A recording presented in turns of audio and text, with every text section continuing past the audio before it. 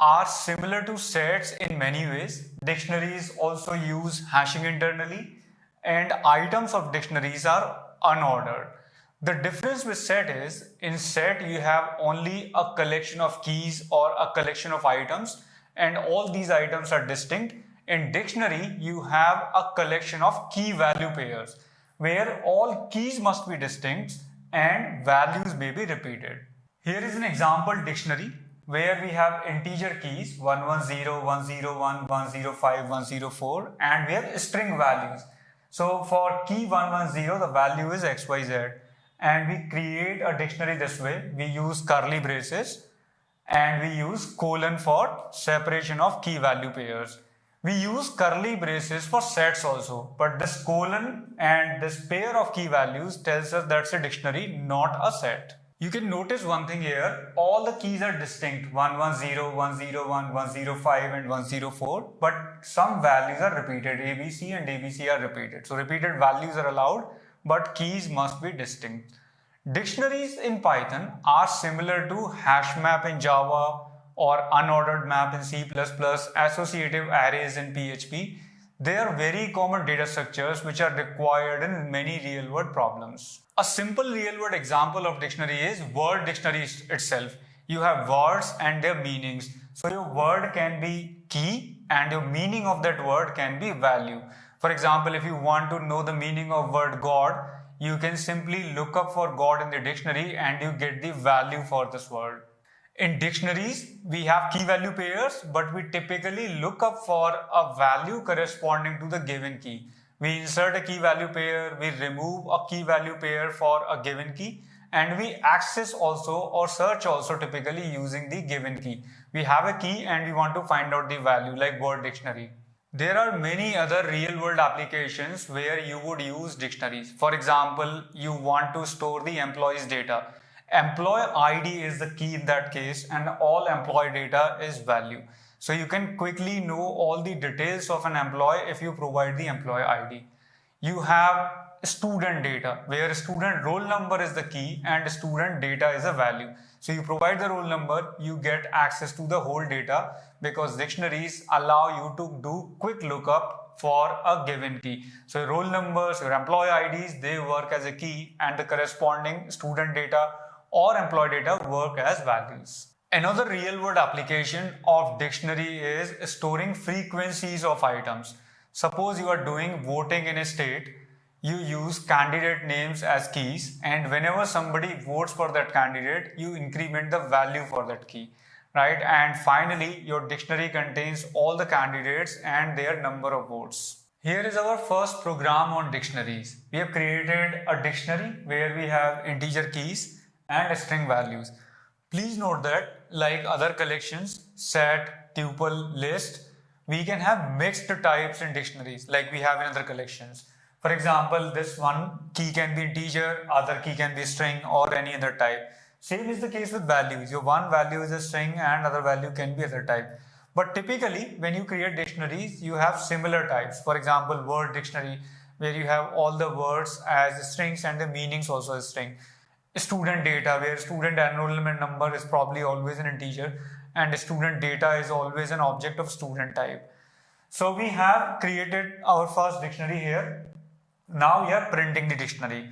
So when you print the dictionary, you get the same content here with curly braces around. You get the content as 110 colon ABC 101 colon XYZ. But the order of this content might be different. When I ran this program, I got the same order, but you may get different order because dictionary is not ordered. It is similar to set in that way.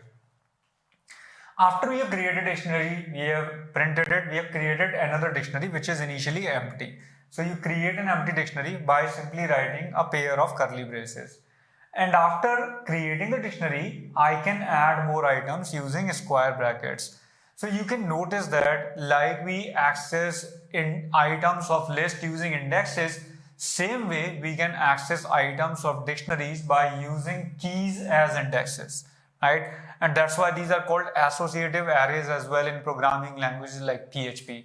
So we have used a square bracket, and when you use it on the left side, a new key value pair is inserted.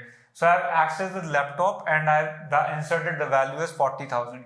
So it creates a key value pair in your empty dictionary with key as laptop and value as 40,000. Now one more key value is created with mobile as key and 15,000 as value. One more key value pair, earphone as key and 1000 as value.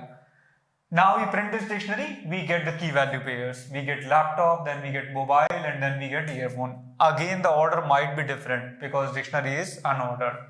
And here we are accessing the value corresponding to the key mobile. So when we access the value, we get the value as 15,000. This is the value for mobile, right? This is what I was talking about.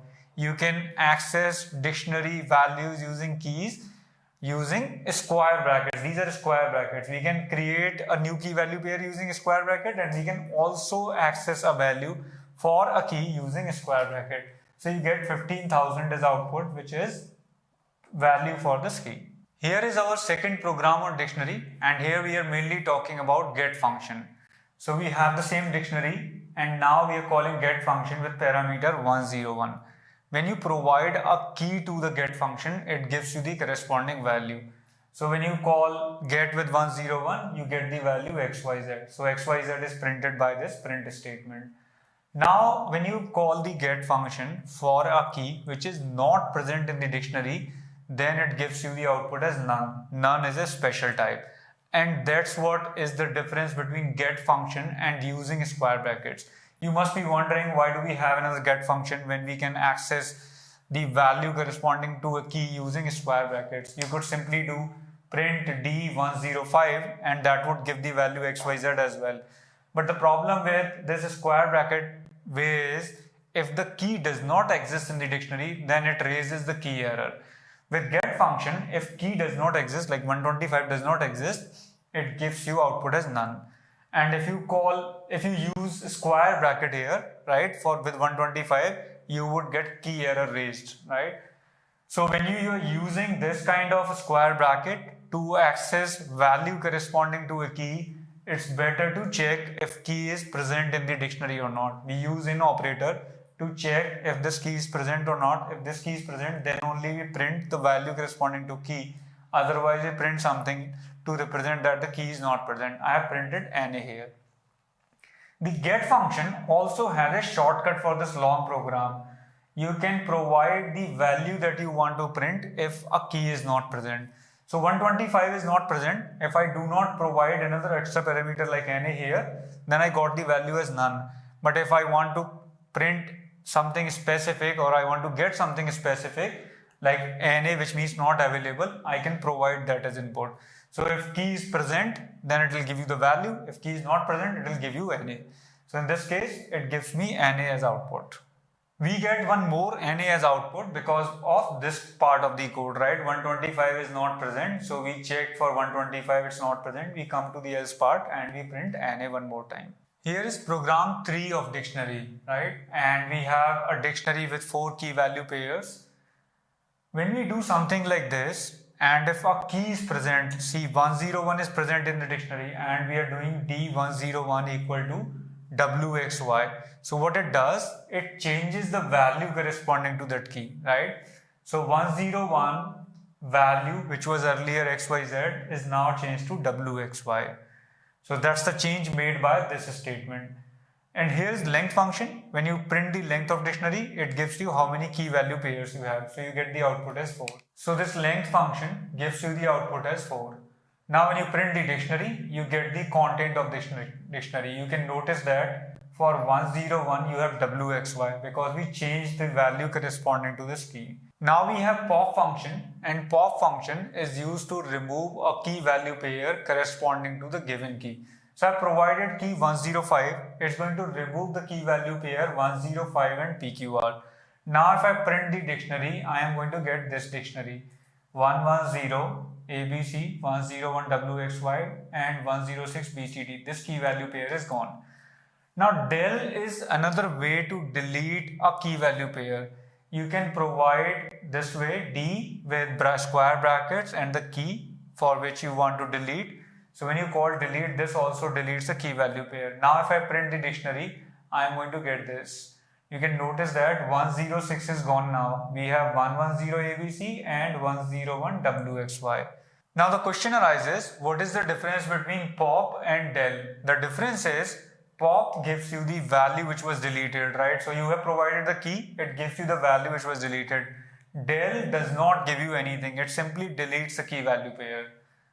The next thing we are doing here is we are inserting a key value pair in the dictionary. So when you insert 108 CDE, this dictionary now has one more item, 108 CDE. Now if you call pop item is another function to remove an item from the dictionary. It does not take any key as an argument, and what it does, it removes the last inserted key value pair. So the last inserted key value pair is 108 CDE. So it removes 108 CDE, and it also returns the key value pair as a tuple that it has removed. So we get a tuple as a return value of this pop item, and we get this printed on the screen, 108 CDE.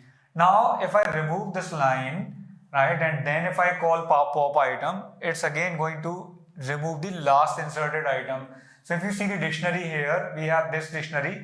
Out of these two items, this was inserted later, so it's going to give you this as return value 101 and WXY. If I remove this line, in the current program with this line we got this output because this was the last inserted key value pair.